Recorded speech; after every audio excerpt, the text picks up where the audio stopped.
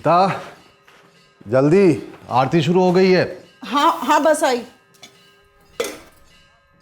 खुद की भलाई हो, इस इच्छा से दूसरों की बुराई चाहने का सबसे दुखद सत्य ये है कि अक्सर ये इच्छा पूरी भी होती है। पर क्या दूसरों की बर्बादी हमें वाकई में खुशी दे सकती है? हमें एक नई शुरुआत दे सकती है? किराया मालती बहन।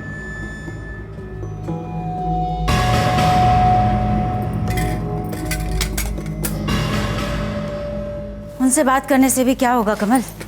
बात ना करने से ही हालत हुई है अपनी टीचरों वाली। अब जो है सो है कमल, कर आके क्या कर सकते हैं? हमारी किस्मत। किस्मत, मजबूरी है मजबूरी, बिना बात की मजबूरी साली।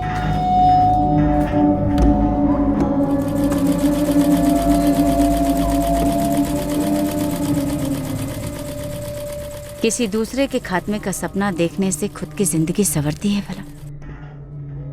और जब इंसान उस सपने को एक भयंकर हकीकत में बदल देता है तब क्या होता है?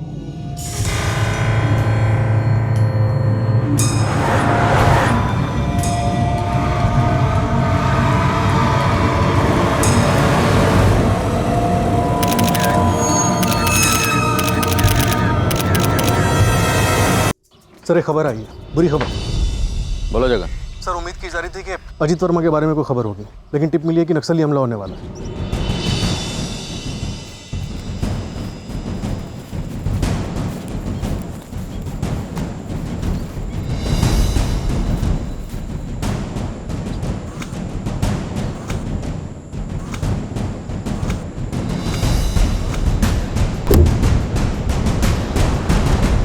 सर ये हमला गेस्ट हाउस पे हो सकता है और टारगेट आप और विनोद दोनों हैं। जगन अब हम पीछे तो नहीं हटने वाले। सर प्लीज़ सिर्फ अभी के लिए एक कदम पीछे हट जाइए। जब तक आपके पास टीम पहुंचेगी देर हो सकती है। सर वक्त सही नहीं है इसलिए कह रहा हूँ। सिर्फ अभी के लिए एक कदम पीछे हट जाइए सर प्लीज़।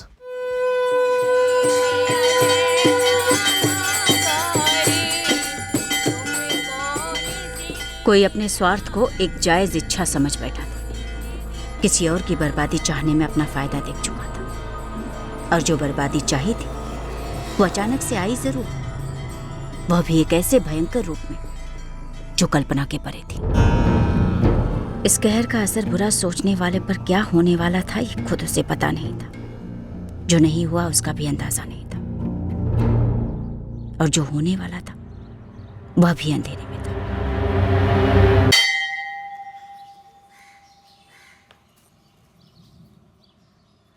मोहित बेटा, तेरे जयकिशन दादा और गीता दादी कहीं बाहर गए हुए क्या? पता नहीं पंडित जी, पापा ने तो कुछ बताया नहीं। लेकिन हुआ क्या? 2 दिन से आरती में आए नहीं ना वो दोनों। मैं और पापा तो कुछ काम में बिजी थे इसलिए नहीं आ पाए, लेकिन दादाजी और दादी जी को तो आना चाहिए था।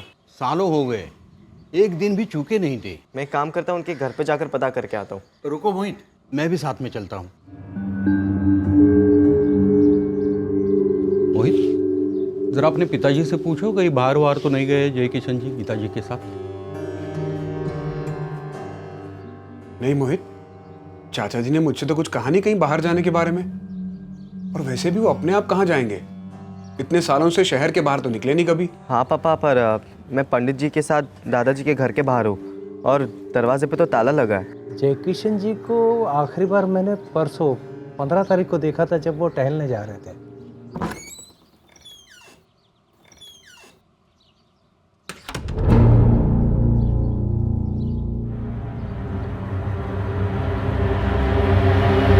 ऐसे कैसे बिना बताए कहीं चले गए?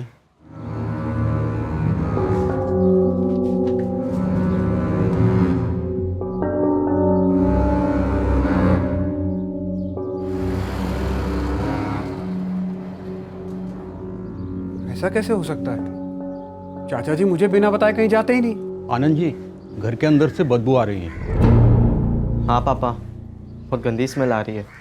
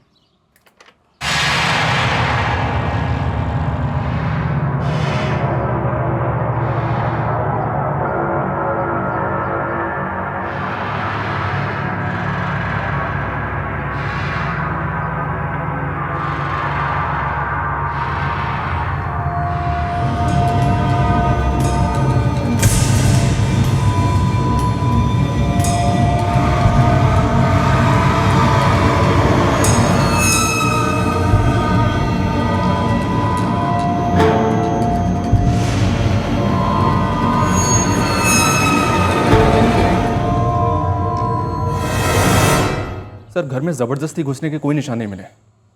बाहर जो ताला लगा था वो घर का ही है। हर रोज आरती पर जाने से पहले यही ताला लगा कर जाते थे दोनों। ये ताला कातिल नहीं लगाया होगा। और सर लूट वूट के भी कोई निशान दिख तो नहीं रहे। वैसे सर देखने से कोई अमीर दंपति नहीं लग रहे हैं। बेडरूम में सिर्फ एक अलमारी है, सारे का चेक कर रही है उसे।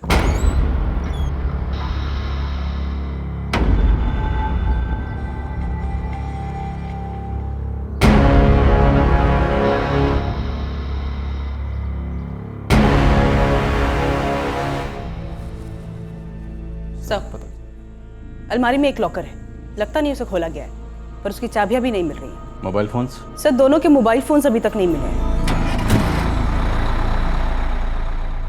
जब मैंने ट्राई किया तो चाचा जी और चाची जी दोनों के फोन बंद आ रहे थे।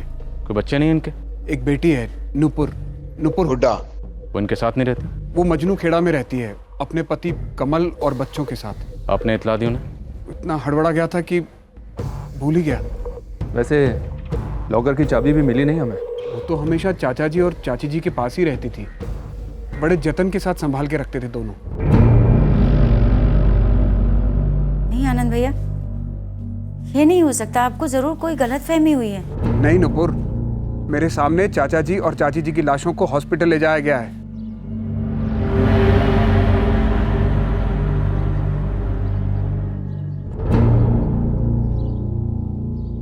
इतना बड़ा लॉकर मिडिल क्लास घर में, ऐसा क्या रखा होगा इस लॉकर में? सर फॉरेंसिक से पूरा घर स्कैन करवाते हैं, उन्हीं से लॉकर खुलवाते हैं। सर किचन में चकले पे एक पराठा बेल के रखा गया है, बगल में प्लेट में एक पराठा बना हुआ रखा है, हॉल में एक जूठी प्लेट रखी गई है जिसमें शायद पराठा खाया गया है, उसके बगल में एक जूठी कप भी है जिसमें शायद चाय पी गई है, और सर गीता जी के हाथ में आटा लगा हुआ था, और गेट पे जबरदस्ती घुसने के कोई निशान भी नहीं है। सर ये जिसने भी किया है वो जरूर कोई जान पहचान का है। कातिल जान पहचान का है या कोई अनजान? लेकिन जो भी है, अभी तक लॉकर की चाबी नहीं मिली है, तो क्या कातिल ने लॉकर खोलकर इस लॉकर से कुछ निकाला होगा?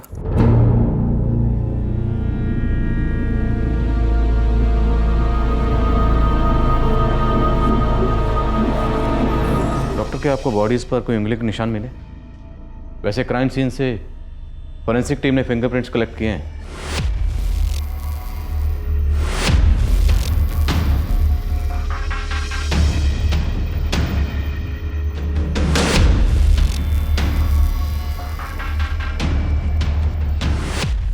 बॉडी पर उंगलियों के निशान के लिए हमें अलग से चेक करना होगा। कातिल के साथ संघर्ष के कोई निशान? बिल्कुल नहीं। कातिल एक तो जान पहचान का रहा होगा और इन दोनों के मुकाबले मजबूत भी रहा होगा। इन दोनों को तो भनक भी नहीं लगी होगी कि मौत इनके करीब है। सर अगर कोई ये कर सकता है तो वो सिर्फ और सिर्फ नुपुर है। क्या कृष्ण जी की सगी बेटी? पर गीता चाची की सौतेली। तो क्या कत्ल करने जितनी अनबन थी? थी सर, बिल्कुल थी। मैंने बाकी पड़ोसियों से भी बात की थी, लेकिन किसी ने भी 15 सितंबर दोपहर को जय किशन जी के घर जाते या वहां से आते हुए किसी को नहीं देखा। पर नंदलाल जी, कोई तो घर के अंदर गया और घर से निकला भी, वो भी ताला लगाकर। किसी का ध्यान नहीं गया होगा। वैसे भी किसी को पहले से थोड़ी मालूम नहीं होगा कि कोई आके इतना बड़ा हत्याकांड करके जाएगा। ये बेटी नुपुर और भतीजा आनंद, इन लोगों का घर पे ज्यादा आना जाना नहीं होता था, उनके ध्यान में क्यों नहीं आई ये बात? आनंद का तो लगभग रोज ही आना जाना होता था, लेकिन अजीब बात यह है कि उन्हीं 2 दिन जिस दिन कांड हुआ था वो नहीं आया। और नुपुर के बारे में तो हमें कुछ ज्यादा पता नहीं। अच्छा, इन्होंने अपने घर में काम करने के लिए किसी को तो रखा होगा, कोई तो आता जाता होगा। मैडम आप जय किशन जी को नहीं जानती है, मतलब अपने घर का सारा काम वो खुद ही करते थे। और उनकी पत्नी गीता, वो तो किसी काम में कम नहीं थी, अपने घर का सारा काम खुद करती थी।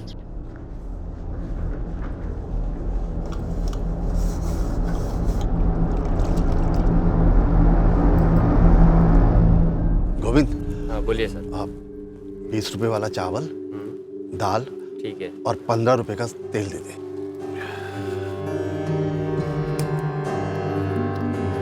ये लो। तो क्या बताया आनंद, क्यों मरवाया नुपुर ने अपने पिता और सौतेली माँ को? प्रॉपर्टी के लिए सर, अपने पिता की प्रॉपर्टी जो मेरे जय किशन चाचा नुपुर के नाम कभी नहीं करते। प्रॉपर्टी? उस पुराने घर के लिए नुपुर ने 2 मर्डर करवाए? नहीं सर, वो घर नहीं। आनंद ने बताया कि जय किशन जी की और भी कई प्रॉपर्टीज हैं। ये आनंद खुद उन सभी जगहों से किराए इकट्ठे करता था और जय किशन जी को देता था। एक तरीके से जयकिशन जी का खजांची है ही आनंद। ये आनंद जयकिशन जी का भतीजा है ना? जी हाँ सर, बड़े भाई का बेटा जिनकी डेथ हो चुकी है। और ये गीता जी नुपुर की सौतेली माँ थी। सौतेली माँ भी तो माँ ही होती है ना सर। आपके पति आपके साथ नहीं आए? कमल हुड्डा? मेरे पति टेम्पो चलाते हैं, चंडीगढ़ गए डिलीवरी पर। क्या बोल रहे नुपुर? कब हुआ ये? अभी अभी आनंद भैया का फ़ोन आया था।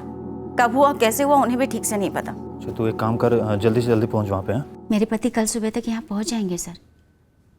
आप लोगों को पता चला ये सब किसने किया? कुछ चीज़ें पता चली, जैसे कि कातिल जो भी होगा पहचान का ही रहा होगा। शायद बेल बजाकर घर में दाखिल हुआ होगा और उसके लिए दरवाज़ा खोला गया, फिर चाय बनी, पराठे बने जो आपकी सौतेली माँ गीता दहिया ने अपने हाथों से बनाई। कातिल ने चाय पी, पराठे खाए और फिर आपके पिताजी जयकिशन और आपकी सौतेली माँ गीता दोनों का गला दबाकर दोनों को मार डाला और फिर उन दोनों के फ़ोन लेकर बाहर के दरवाजे पर ताला लगाकर चुपचाप वहाँ से चला गया। आपके घर में एक लॉकर है, आपको तो पता ही होगा। उस लॉकर की चाबी हमें नहीं मिली, हम उस लॉकर को खुलवा रहे हैं। और इतना तो तय है, ये दोनों कत्ल सिर्फ 2 मोबाइल फ़ोन के लिए नहीं हुए। कातिल जो भी था आपके माँ बाप की पहचान करा होगा। पहचान का? पर कौन? नुपुर जी, हमने सुना है कि आपके पिताजी की काफ़ी प्रॉपर्टीज़ हैं। हाँ तो कितनी होंगी? मुझे नहीं पता सर, आप आनंद भैया से पूछ लीजिए, पापा का सारा कामकाज वही संभालते हैं। उनसे भी पूछ लेंगे, लेकिन आपको क्या लगता है आपके पापा की प्रॉपर्टीज़ के लिए आपके पिता जयकिशन और आपकी सौतेली माँ गीता को कौन मार सकता है? ये बार बार आप सौतेली माँ क्यों कह रहे हैं? कहीं आपका इशारा मेरी तरफ तो नहीं कि मैंने उनका कत्ल करवाया? नुपुर जी, हमने ऐसे कई केसेस देखे हैं जहाँ छोटी छोटी रकम के लिए लोगों ने अपने सगे माँ बाप का कत्ल किया। पर मैं उन लोगों में से नहीं हूँ। मेरे लिए कोई भी प्रॉपर्टी माँ बाप से कीमती नहीं हो सकती।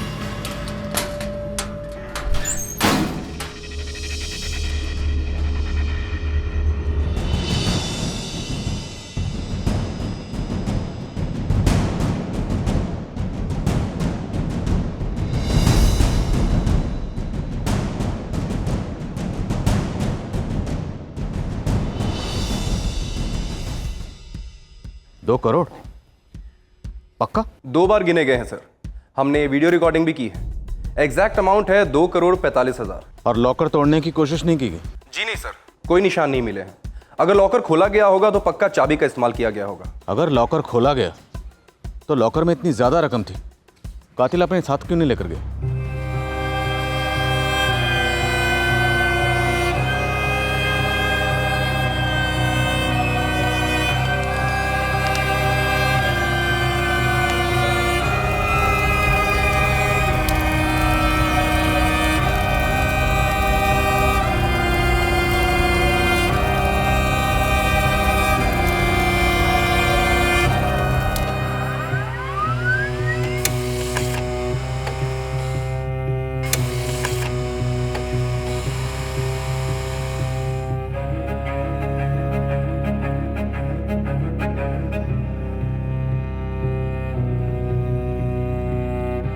सर, जयकिशन दहिया और गीता दहिया दोनों के सेलफोन्स पालमगंज टावर की रेंज में स्विच ऑफ हुए और लास्ट लोकेशन भी घर के आसपास का ही शो हो रहा है। और इस दौरान कोई phone call? Sir, call record से 15 सितंबर की दोपहर को किसी के भी आने का कोई क्लू तो नहीं मिल रहा है। जान पहचान के लोगों को घर आने से पहले फ़ोन करने की ज़रूरत नहीं होती, खासकर करीबी लोगों को। वैसे सर, कत्ल के वक्त नुपुर हुड्डा और कमल हुड्डा इन दोनों का phone location Majnu Khera cellphone tower के रेंज में था, जहाँ पे उन दोनों का घर है। और किराए के हत्यारे घर में बेल बजाकर दाखिल नहीं होते, और ना ही उन हत्यारों को कोई पराठे बनाकर खिलाता है और ना ही चाय बनाकर पिलाता है। पर जो जान पहचान वाला आया उसे लॉकर और चाबी दोनों के बारे में मालूम रहा होगा सर, लेकिन उसने लॉकर में रखी हुई 2 करोड़ से ऊपर की रकम वो छुआ तक नहीं। ये दोनों मर्डर ना तो किसी सुपारी किलर ने किए हैं और ना ही किसी पेशेवर लुटेरे ने। ये दोनों कत्ल शायद सिर्फ और सिर्फ पैसों के लिए हुए। जी, मेरे खाते के हिसाब से कुल मिलाकर 2,12,45,000 होने चाहिए, मतलब 12 लाख रुपए कम है। इतना सारा कैश कहाँ से आया? ये सारे पैसे किराए से आते हैं। कितनी प्रॉपर्टीज़ हैं? काफ़ी सारी बिल्डिंगें हैं, दुकानें हैं। चाचा जी टाइम टू टाइम खरीदते रहते थे। सारी प्रॉपर्टीज़ यही हैं? जी हाँ, यही फरीदाबाद में। जयकिशन चाचा जी की कुल मिला के 3 बिल्डिंगें हैं। हर बिल्डिंग में तकरीबन 100 के करीब फ्लैट्स हैं। फिर सारे फरीदाबाद में अलग अलग जगह दुकानें भी हैं। सभी किराए पर चढ़ा रखी है। कुल मिलाकर हर महीने का किराया आता है लगभग 18 लाख रुपए। 18 लाख किराया हर महीने और सारा कैश? जी हाँ, मेरे पास एक एक पैसे का हिसाब है, अगर आप चाहें तो देख सकते हैं। आनंद जी, अब सवाल यह है कि अगर कोई पैसे लूटने के इरादे से आया था तो वो ईमानदारी से 12 लाख रुपए लेकर क्यों जाएगा, जबकि सामने लॉकर में 2 करोड़ से ज्यादा की रकम पड़ी थी? यही तो मैं पहले दिन से कह रहा हूं सर, ये सब कुछ नुपुर ने किया है और आप नुपुर को पकड़ने की बजाय उसे ही शिकायतकर्ता बना बैठे। उसके साथ नरमी से पेश आ रहे हैं आप लोग। और आप नुपुर का नाम इतने दावे के साथ कैसे ले रहे हैं? क्योंकि सर, जय किशन चाचा जी उसे अपने दिल और अपनी जायदाद दोनों से बाहर निकाल चुके थे। और ये बात आप कैसे जानते हैं? क्योंकि पहली बात, मैं उनका भतीजा हूं, और दूसरी बात, मेरे अलावा उनकी देखभाल करने वाला और कोई नहीं है। आनंद जी, आप हमें ये बताइए, जयकिशन जी ने नूपुर को अपने से दूर क्यों किया? क्योंकि नूपुर का दिमाग टेढ़ा नहीं है, बेरहम भी है। अपने सौतेले भाई को उसने मार डाला था। मतलब अपने पिता जयकिशन और सौतेली माँ गीता के? जी हाँ, बेटा सुभाष। अगर आज वो जिंदा होता तो सारी प्रॉपर्टी, पैसा वैसा सबका वारिस वही होता।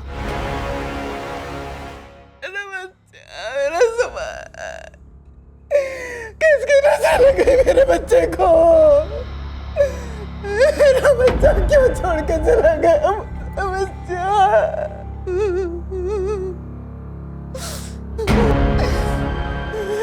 सुभाष मेरे बेटे मोहित से सिर्फ 1 साल बड़ा था।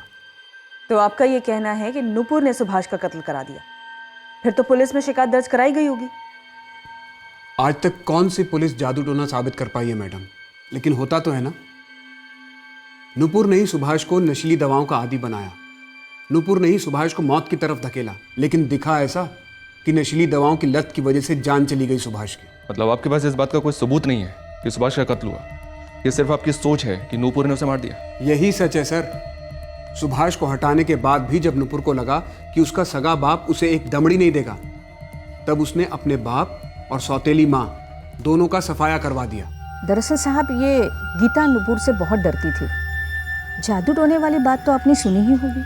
अरे ये सब कई सुनी बातें, पर साहब ये मानना मुश्किल लगता था कि नुपुर ने अपने भाई सुभाष को मार डाला। अंतिम संस्कार के वक्त हमारे आदमी नजर रखे हुए थे, लेकिन गीता जी की फैमिली में से कोई भी शरीक होता हुआ नहीं दिखा।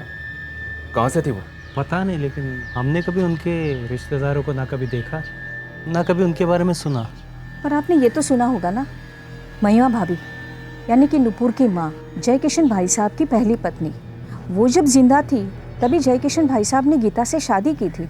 अरे वो पुरानी बात है, 19-20 साल पहले की बात है। ये जयकिशन जी के पास करोड़ों की प्रॉपर्टी आई कहाँ से? और उसकी तुलना में वो यहाँ खुद इतनी खस्ता हालत में रहते थे। तो तकदीर की बात है। जयकिशन जी इतने पढ़े लिखे भी नहीं थे और दिहाड़ी मजदूर थे। क्या? उनके पिताजी की जमीन थी पर सारी बंजर। पर गीता के आने के बाद समझो हरी भरी हो गई थी। जी यहाँ, जब फरीदाबाद के इस इलाके में डेवलपमेंट का काम शुरू हुआ तब चाचा जी की यहाँ पर काफ़ी ज़मीनें थी। ज़मीनें एकदम से सोने के भाव की हो गई। कुछ तो उन्होंने बेच दी, कुछ पर बिल्डिंगें बनवाई। किस्मत ही पलट गई उनकी। आपके चाचा जयकिशन जी ने पहली पत्नी महिमा जी के होते हुए दूसरी शादी की गीता जी से। माजरा क्या था?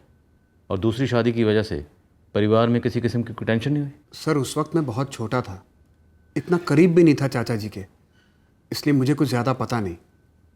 लेकिन नुपुर के बर्ताव से तो यही जाहिर है कि ज़बरदस्त रंजिश रही होगी, इसीलिए तो उसने पहले सुभाष को मार दिया और अब चाचा चाची को।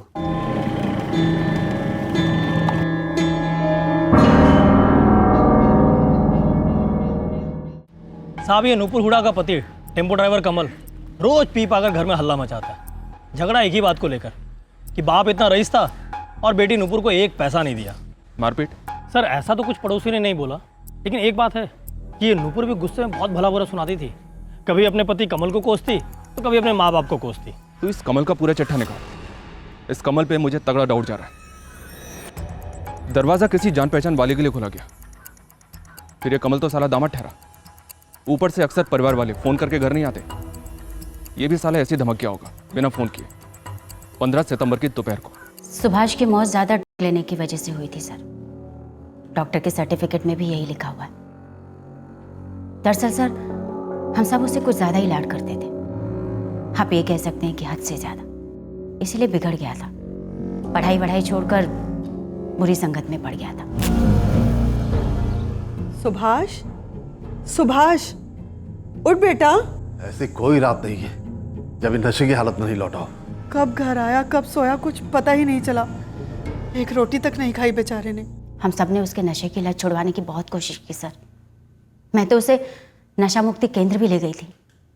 हम भर्ती कराते, वो भाग आता। आपके पापा जयकिशन दहिया ने आपकी माँ महिमा दहिया के जीते जी दूसरी शादी की गीता दहिया जी से। सर मेरी माँ लंबे अरसे से बीमार रहा करती थी और पापा की दूसरी शादी के बाद वो चल बसी। और जयकिशन जी की दूसरी शादी से काफ़ी तकलीफ हुई होगी आपकी माँ को, और आपको भी। नेचुरल है, तकलीफ तो हुई होगी। मैम आप मुझ पर फिर से उंगली उठाने की कोशिश कर रही हैं। आपके पापा जयकिशन दहिया आपको अपनी प्रॉपर्टी में से कुछ नहीं देना चाहते थे, सच है? और आपके पापा अपने बेटे सुभाष की मौत का कारण आपको मानते हैं, और आपकी सौतेली माँ गीता जी भी। जब मैं 12 साल की थी उस समय माँ काफ़ी बीमार रहा करती थी और पापा को वारिस चाहिए था, एक बेटा, जो सभी को चाहिए होता है। मेरे पति को भी चाहिए, भले ही हमारे हालात इतने खस्ता हैं। पापा को बेटा चाहिए था वारिस, और मेरी माँ दोबारा माँ नहीं बन सकती थी। तो आपके पापा जयकिशन जी को वारिस देने की चाहत पूरी करने के लिए आपकी माँ ने उन्हें दूसरी शादी के लिए हाँ कर दिया। जी, माँ ने खुद पापा से कहा था कि वो दूसरी शादी कर ले। और लड़की भी आपकी माँ ही ढूंढ के लाई थी? मेरे पापा के बड़े भाई सुरेंद्र दहिया, यानी कि आनंद भैया के पापा, वो लेकर आए थे गीता जी को, मेरी सौतेली माँ।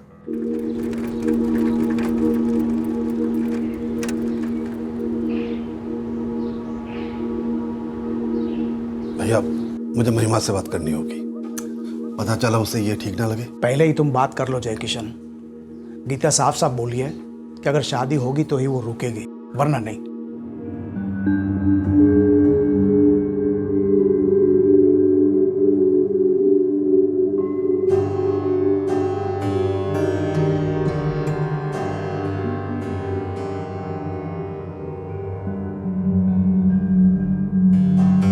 ठीक है, मैं महिमा से अभी बात कर लेता हूँ। महिमा को इस बात में कोई एतराज नहीं होना चाहिए। वैसे भी वो तुम्हें बेटा नहीं दे सकती। मेरी माँ ने ही रजामंदी दी थी। मैं भी अपने पापा की शादी में मौजूद थी, अपनी माँ के साथ। यहाँ पास के मंदिर में ही शादी हुई थी सर। लोगों ने आपको बहुत कुछ कहा होगा सर, कि शादी के बाद ऐसा हुआ वैसा हुआ, पर सच तो ये है कि मैंने और मेरी माँ ने दोनों ने गीता जी को अपनाया था। और जब सुभाष हुआ, सुभाष को भी सगा सौतेला जो भी कहें आप, दिल से अपनाया था सर। पर गीता जी आपको अपने बेटे सुभाष का कातिल समझती थी, ये सच है या अफवाह? बदनसीबी से इस अफवाह को गीता जी सच मान बैठे थे सर। क्यों?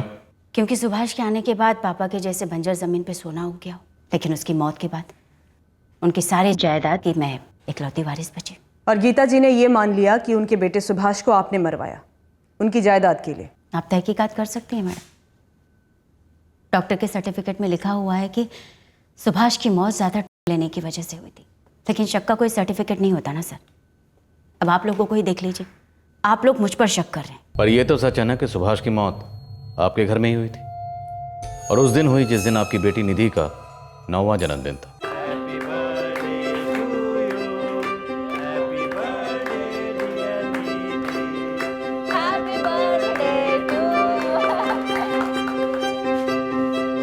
भाभी लो। सुभाष कहाँ गया? सुभाष भैया अभी यहीं पर ही तो थे। वही तो। सुभाष, अरे फिर से वही तलब तो नहीं लग गई? कमल यार कुछ भी बोलते हो तुम। सुभाष, हे सुभाष, सुभाष, सुभाष, सुभाष, सुभाष बेटा, सुभाष, हे सुभाष, सुभाष बेटा, हे सुभाष, सुभाष बेटा। सुबह उस दिन भी वो सबसे छुपकर नशा करने गया था। उसकी मौत का मुझे आज भी बहुत दुख है सर। जब मेरी कमल से शादी हुई थी तो सुभाष केवल 6 साल का था। मैंने उसे बच्चे जैसा प्यार किया। और आपकी माँ, असली माँ? वो भी सुभाष को बहुत लाड करती थी मैडम। और तब तो मेरे पापा इतने अमीर भी नहीं थे। आपको क्या लगता है मैडम, तब से मैं जादू टोना कर रही थी सुभाष पर, या तब से उसे नशे की आदत डाल रही थी? पर आपके पापा भी तो यही मानते थे कि सुभाष को आपने मरवाया। उनको मेरे खिलाफ भड़काया गया था सर। हाँ, मेरी अक्सर पापा से कहा सुनी हो जाती थी। क्योंकि उन्होंने अपनी दौलत, अपनी जायदाद से आपको कुछ नहीं दिया। सिर्फ इसलिए नहीं सर, बल्कि इसलिए कि उस दौलत का इस्तेमाल उन्होंने खुद के लिए भी नहीं किया। इतना सब कुछ होने के बावजूद फटीचरों जैसे हालत में रहते थे और हम सबको रखा था। देख नुपुर, जो भी है मेरा है। मैं किसे क्या दूं क्या ना दूं, इसमें मैं किसी का दखल बर्दाश्त नहीं करूंगा। ठीक है पापा, कम से कम खुद को तो दे दीजिए वो सुख सुविधा जो हर करोड़पति इंसान खुद को देता, अपने घर वालों को देता है। इसलिए तूने मेरे बेटे को मार डाला इन पैसों के लालच में? मैंने कुछ नहीं किया माँ। चुप कर, खबरदार जो मुझे माँ कहो तो। मैं पहले भी कई बार बोल चुका हूं, तुम दोनों को एक दमड़ी नहीं मिलेगी। तुम दोनों मेरी दौलत पर बुरी नजर अब मत डालो। आपकी दौलत पर पहले से बुरी नजर लगी है पापा, तभी तो वहां तिजोरी में पड़ी पड़ी सड़ रही, और मैं वहां उस नरक में सड़ रही। आपके मन में एक बार भी ख्याल नहीं आता कि आप अपनी इतनी सारी दौलत से अपनी इकलौती बेटी, उसकी बच्ची, अपनी नवासी का भविष्य सुधार सकते हैं? लालच से किसी का भविष्य नहीं बनता है, कभी नहीं। और तू लालची नहीं, खूनी भी है। जाकर बोल दे उस कमल को कि तुझे यहाँ ना भेजा करे, मेरा भेजा खाने। कुछ नहीं मिलेगा तुम दोनों को। सर, मेरी सौतेली माँ और मेरे पापा मुझे सुभाष की मौत का जिम्मेदार मानते थे। ये भी सच है कि वो मुझे अपनी जायदाद से कुछ भी नहीं देना चाहते थे, लेकिन अब तो सब कुछ मुझे ही मिलेगा ना सर। पर फिर भी मैं यही कहूंगी कि मैंने उन्हें नहीं मरवाया, ना ही सुभाष को। बचपन में मैंने बहुत गरीबी देखी सर, और आज तो उससे भी ज्यादा गरीब हूँ। शायद मेरी यही गरीबी आप लोगों के मन में मेरे लिए शक पैदा कर रही है। लॉकर से 12 लाख रुपए गायब हुए।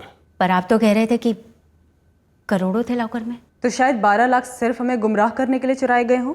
और मैं अच्छे से जानती हूँ कि आप लोगों को गुमराह कौन कर रहा है और क्यों कर रहा है। कौन?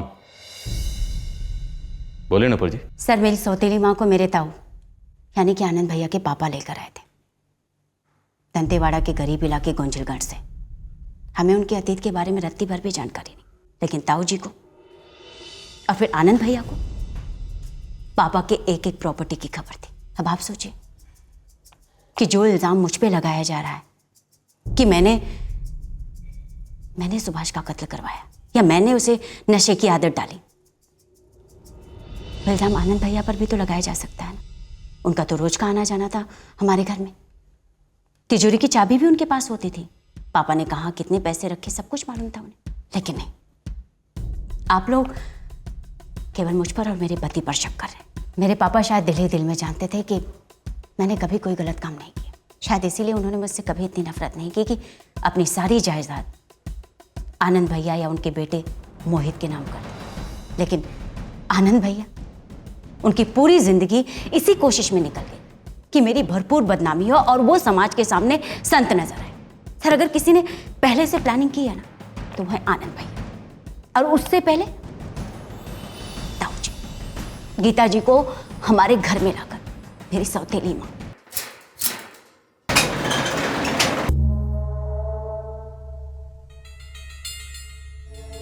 जा मोहित, ये जमा करा दे। जी पापा। चाय।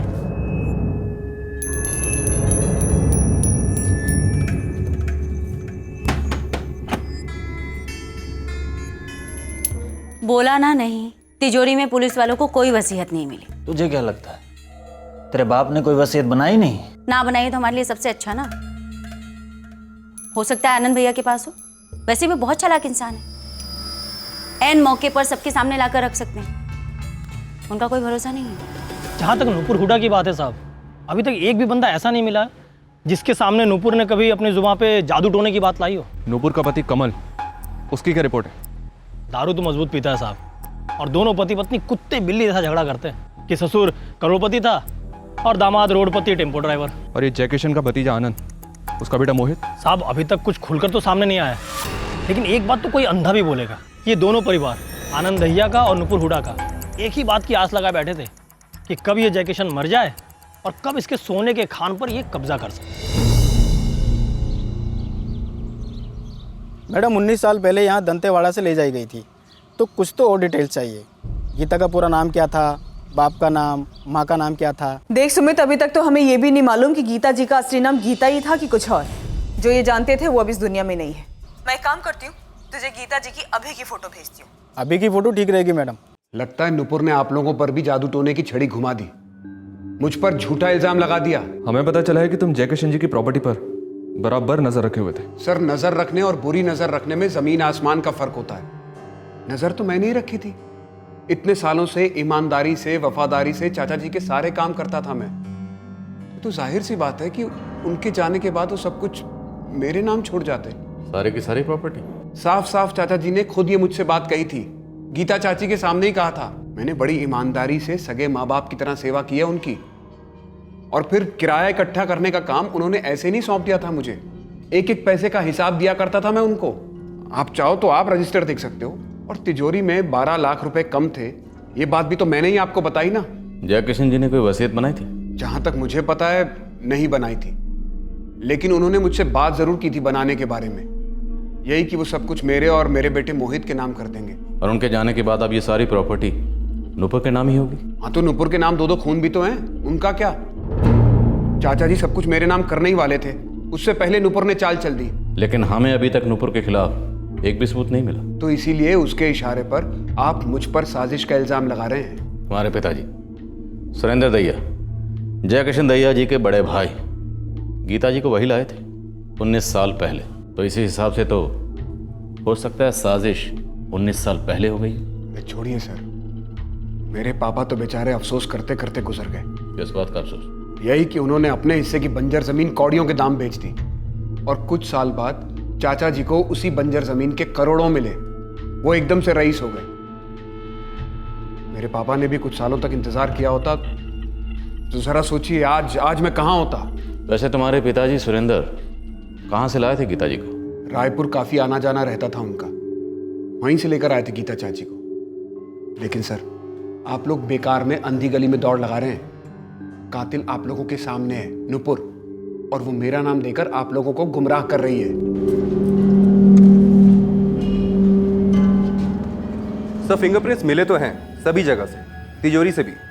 अब हम उन्हें छांटना शुरू करेंगे। रजत, क्राइम सीन की स्टडी से ऐसा लगता नहीं रहा कि कातिल एक से ज्यादा थे। सर, एक बार उंगलियों के निशान मैच किए जाएं तभी हम पक्के से कुछ कह सकेंगे। इस कत्ल का मकसद और सस्पेक्ट दोनों हमारे सामने हैं।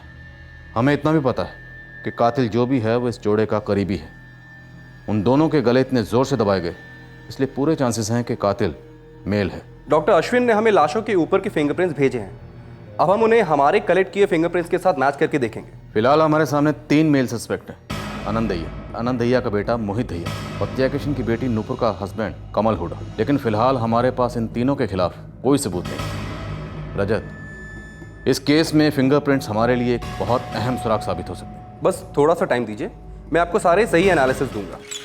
सर, जयकिशन का फोन स्विच ऑन हुआ है, दूसरा सिम लगा के फोन यूज किया जा रहा है। फोन की लोकेशन यही फरीदाबाद की है।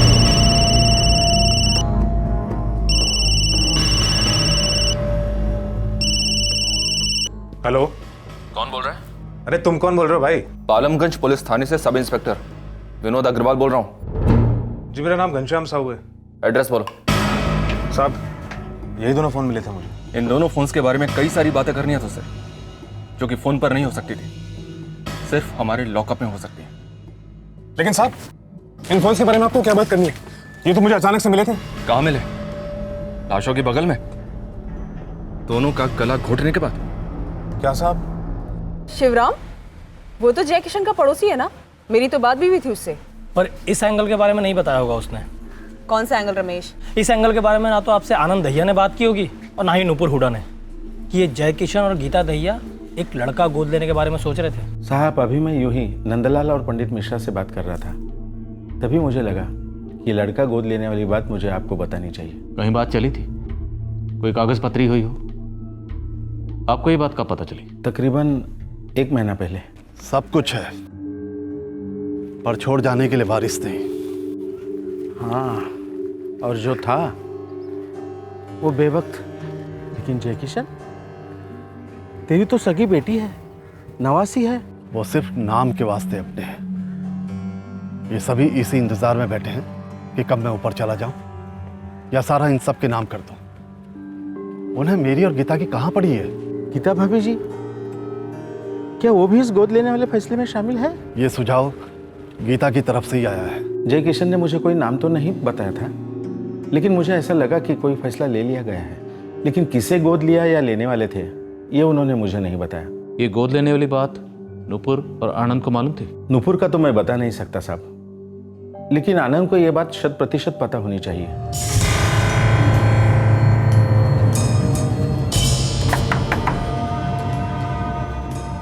मालती जी किराया। गोद लेने वाले थे? नहीं तो मुझे ये बात नहीं बताई पापा ने कभी। आपको किसने बताई सर? जिसने बताया नुपुर जी। पर ऐसा क्यों है कि आपके पापा ने ये बात आपको नहीं बताई बल्कि किसी और को बताई? ये सरासर मनगढ़ंत कहानी है सर। अगर आपको आनंद भैया ने बात बताई तो वो झूठ बोल रहे हैं। मेरे पापा मुझसे पूछे बिना इतना बड़ा फैसला ले ही नहीं सकते थे। पर हो सकता है ये फैसला लिया गया हो नुपुर जी, आपके पापा ने उनकी बात मान ली। हाँ, ये मुमकिन है। और मुझे पूरा यकीन भी है कि आनंद भैया ने ज़रूर कोई पट्टी पढ़ाई होगी पापा को, या फिर गीता जी ने। वैसे भी वो दोनों पापा को और मुझे अलग करने पे तुले हुए थे। साहब, मैं ईमानदारी से टैक्सी चलाता हूँ, कभी कोई गलत काम नहीं किया मैंने।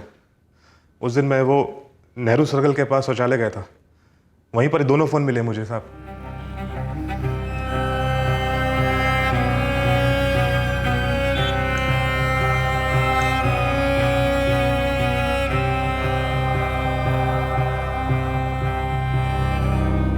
पब्लिक टॉयलेट में तुझे एक नहीं दो फोन्स मिले, क्या बात है? पट्टी लगी थी उन पर जिस पर लिखा था भैया हम यहाँ लावारिस पड़े हैं, हमें चुरा लो। मुझे लगा कि मैं वो दोनों फ़ोन बेच दूंगा और मैं गया भी था बेचने के लिए।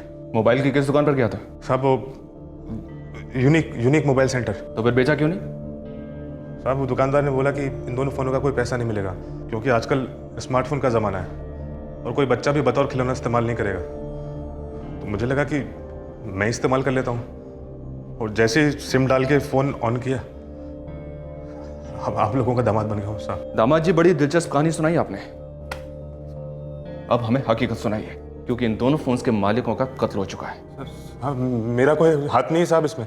कातिल जो भी हो, इतना तो हम भी जानते हैं कि वो इतना बड़ा बेवकूफ़ तो नहीं होगा कि विक्टिम का फ़ोन अपने साथ लेकर घूमे।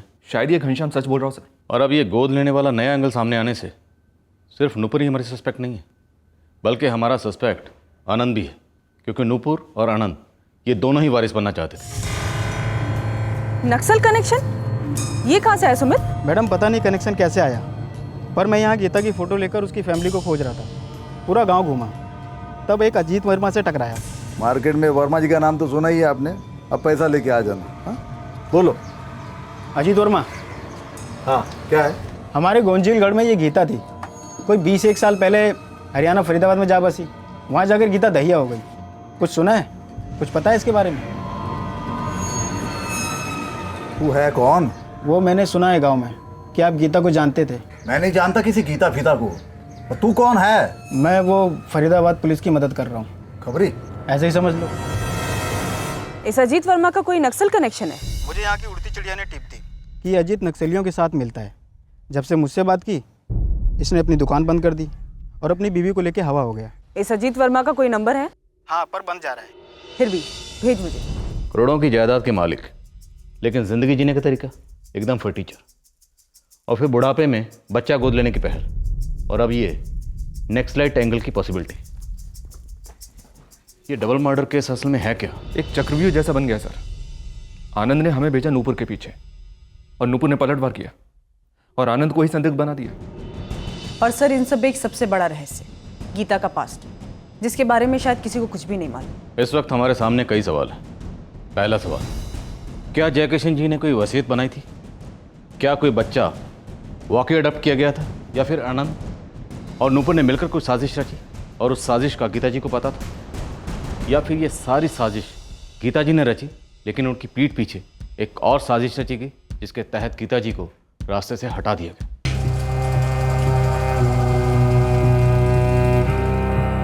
अरे ललित। जी सर। इस राहुल ने नौकरी वोकरी छोड़ दी है क्या? कुछ बताया नहीं सर, ड्यूटी पर भी नहीं आ रहा है, उसने फ़ोन भी बंद रखा है सर।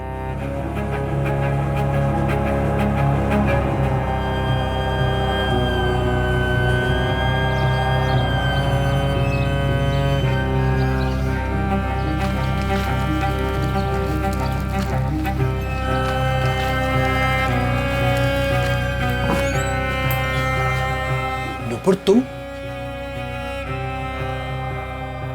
तुम यहाँ क्या कर रही हो? पहले मुझे ये बताओ, ये गोद लेने वाली बात मुझसे छिपाई क्यों गई? गोद लेने वाली बात? कौन किसे गोद ले रहा है? पापा और गीता जी किसी लड़के को वारिस बनाने वाले थे गोद लेकर। पुलिस को किसी ने बात बताई। तो किसी ने ये तुक्का भगाया। किसने नुपुर?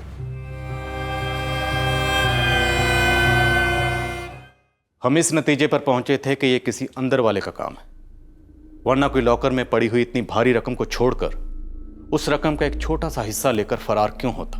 क्या यह कहानी उन गायब हुए 12 लाख रुपयों के बारे में थी? क्या बाकी की इतनी भारी रकम पीछे छोड़ जाना कोई शातिर चाल थी हमें गुमराह करने की? लॉकर की चाबी कहीं मिली नहीं थी और उस राज की चाबी भी नहीं मिल रही थी जो उस कत्ल के असली मकसद का खुलासा करती। हालांकि सारे के सारे इशारे तो प्रॉपर्टी की तरफ ही हो रहे थे। इस केस में हम हर एंगल टटोलने वाले थे, जिसमें शक की सुई विक्टिम गीता दहिया पर भी टिकने वाली थी। इस केस में हमारे सामने ऐसे ऐसे चौंकाने वाले मोड़ आने वाले थे जो डिपार्टमेंट ने सालों में नहीं देखे थे। हम कल रात को इस केस को अंजाम देंगे। जय हिंद।